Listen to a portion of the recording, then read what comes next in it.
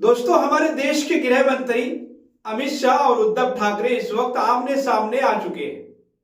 जी हां दोस्तों, आमने सामने सिर्फ बयानों को लेकर नहीं आए हैं, बल्कि तीखे बयानों को लेकर आमने सामने आ चुके हैं। दोस्तों, उद्धव ठाकरे ने तमाम स्थिति साफ कर दी है और एक प्रेस कॉन्फ्रेंस करके बाकायदा तौर पर अमित शाह के बयान पर पलटवार किया है। लोकसभा में मतदाता सूची के जारी स्पेशल इंटेंसिव रिवीजन या एसआईआर पर चर्चा के दौरान अमित शाह ने शिवसेना उद्धव गुट के प्रमुख उद्धव ठाकरे को मद्रास हाईकोर्ट के जस्टिस जीआर स्वामीनाथन के खिलाफ महाभियोग का समर्थन करने के लिए घेरा था। दोस्तों, अमित शाह ने उद्धव ठाकरे का नाम लेकर हमला बोला था। अब महाराष्ट्र के पूर्व सीएम और शिवसेना के प्रमुख उद्धव ठाकरे ने अमित शाह पर पलटवार किया है, जवाब दिया है कि महाराष्ट्र के नागपुर में विधानमंडल के शीतकालीन सत्र के दौरान उद्धव ठाकरे ने भारतीय जनता पार्टी पर चुन चुनकर हमला बोला है। उन्होंने कहा कि अमित शाह मुझे हिंदुत्व ना सिखाएं। उद्धव ठाकरे ने कहा कि अमित शाह मुझे हिंदुत्व ना सिखाएं, यह अच्छा होगा, उनके पास कुछ और चीजें हैं जो सामने आएंगी। दोस्तों, जिन्ना की कब्र पर किसने सिर रखा, इससे बहुत सी चीजें सामने आ जाएंगी। उद्धव ठाकरे ने कहा कि नवाज शरीफ का केक किसने खाया, इससे बहुत कुछ सामने आ जाएगा। जब उनका बेटा पाकिस्तान के साथ क्रिकेट खेल रहा होता है, जो देश के खिलाफ आतंकवादी गतिविधियां कर रहे हैं, तो उनका हिंदुत्व कहां चला जाता है, वो किस टोपी के नीचे छिप जाते हैं। अगर जय शाह उनकी बात नहीं सुनते हैं तो अमित शाह को कहना चाहिए कि मैं हिंदुत्व का समर्थक हूं। जैसा हिंदुत्व का समर्थक नहीं है, वो पाकिस्तान के साथ क्रिकेट खेल रहा है, कम से कम उसे क्रिकेट बोर्ड से इस्तीफा दिलवाओ, अगर नहीं तो कम से कम हिंदुत्व तो स्वीकारो। दोस्तों, उद्धव ठाकरे ने नागपुर में बाकायदा प्रेस कॉन्फ्रेंस की और हिंदुत्व के मुद्दे पर गृह मंत्री अमित शाह पर तीखा हमला बोला। उन्होंने कहा कि अमित शाह बहुत बड़े हिंदुत्ववादी नेता हैं। तो दोस्तों, किसी ने उनकी फोटो ट्वीट की, क्योंकि अमित शाह को मुझे हिंदुत्व सिखाने की जरूरत नहीं है, ना तो भारतीय जनता पार्टी को और ना आरएसएस को। अब क्या हुआ, पिछले 2-3 दिनों से संसद सत्र में वंदे मातरम गाने पर बहस हो रही है।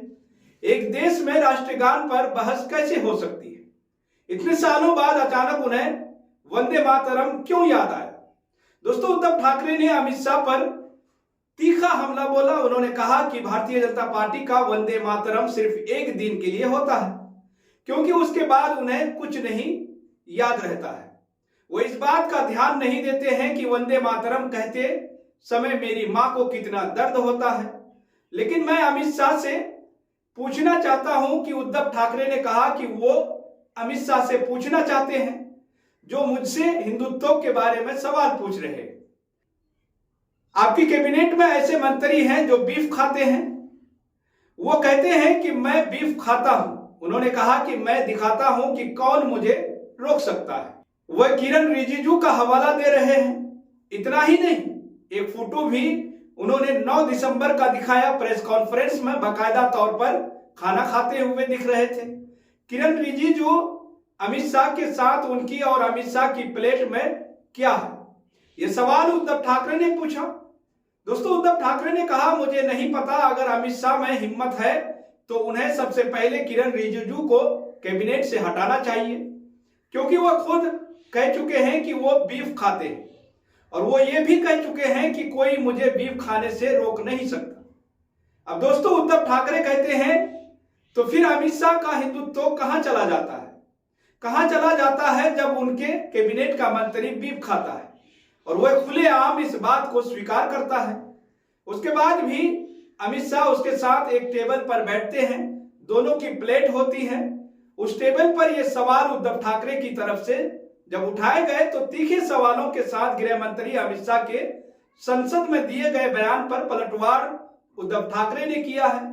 चाहे जय शाह का मुद्दा हो या फिर किरण रिजिजू का मुद्दा हो, बीफ का मुद्दा हो या पाकिस्तान से क्रिकेट खेलने का मुद्दा हो, जिन्ना की कब्र पर एलके आडवाणी का जाना हो या कुछ और मुद्दा हो हिंदुत्व के मुद्दे पर उद्धव ठाकरे ने भारतीय जनता पार्टी और अमित शाह को जिस तरह से घेरा है, आने वाले वक्त में उद्धव ठाकरे ये बताना चाह रहे थे कि वह सॉफ्ट टारगेट नहीं है। अगर आप हिंदुत्व के मुद्दे पर उन्हें घेरना चाहेंगे तो आपके भी सभी राज खुलकर सामने आ जाएंगे। वो तमाम सवाल खड़े हो जाएंगे जो आपसे कोई पूछने की हिम्मत नहीं करता। लेकिन उद्धव ठाकरे आंख में आंख डालकर अमित शाह से ये सवाल कर रहे हैं। ये प्रेस कॉन्फ्रेंस अच्छी खासी अहम इसलिए भी है क्योंकि महाराष्ट्र में अभी भारतीय जनता पार्टी की सरकार है और भारतीय जनता पार्टी की सरकार में हिंदुत्व का मुद्दा हमेशा से ही हावी रहता है। दोस्तों, भारतीय जनता पार्टी सत्ता में हो या विपक्ष में हो, वह हिंदुत्व के नाम के साथ ही या तो चुनाव में जाती है या सरकार बनाती है और सरकार में लिए गए फैसले हिंदुत्व के इर्द गिर्द ही रखना चाहती है। लेकिन ऐसे में अब उद्धव ठाकरे ने जो हिंदुत्व के नाम पर पलटवार किया है, उससे साफ है कि आने वाले वक्त में बीएएमसी का चुनाव भी महाराष्ट्र में काफी दिलचस्प होने जा रहा है, क्योंकि महाराष्ट्र में विधानसभा हो या फिर बीएएमसी का चुनाव हो, अच्छे खासे अहम होते हैं और यहां शिवसेना जो 2 टुकड़ों में बढ़ चुकी है, उसमें किसका कितना वर्चस्व है ये भी साबित करना होगा। अब दोस्तों, उद्धव ठाकरे ये भी बताना चाह रहे थे कि इस अटैकिंग नोट के जरिए कि शिवसेना अपने हिंदुत्व के मुद्दे से कहीं पर भी पीछे नहीं हटी है और वो भारतीय जनता पार्टी से नहीं सीखना चाहती कि हिंदुत्व क्या है।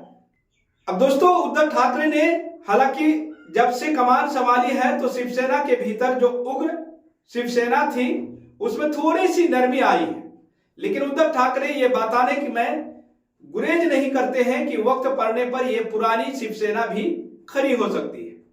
अब ऐसे में अमित शाह पर किया गया एक एक हमला आने वाले वक्त में महाराष्ट्र की सियासत में बदलाव की तरफ भी इशारा कर रहा है। यह बता रहा है कि भारतीय जनता पार्टी उद्धव ठाकरे को कमजोर ना समझे। वह दिल्ली में दिए गए बयान पर पलटवार महाराष्ट्र से कर सकते हैं, तो महाराष्ट्र में भी अगर कोई इस तरह की बयानबाजी होती है, उसका भी मुंह तोड़ जवाब देने के लिए शिवसेना उद्धव ठाकरे की गुट पूरी तरह से तैयार है। तो दोस्तों, फिलहाल इस खबर में इतना ही। आप इस पूरी रिपोर्ट को लेकर क्या सोचते हैं? आपकी क्या राय है? आप अपनी राय हमारे कमेंट सेक्शन में जरूर बताइएगा। और साथ ही दोस्तों, अगर आपने अभी तक केनी न्यूज को सब्सक्राइब नहीं किए हैं तो सब्सक्राइब जरूर कर लें और बेल आइकन को भी दबाना ना भूलें।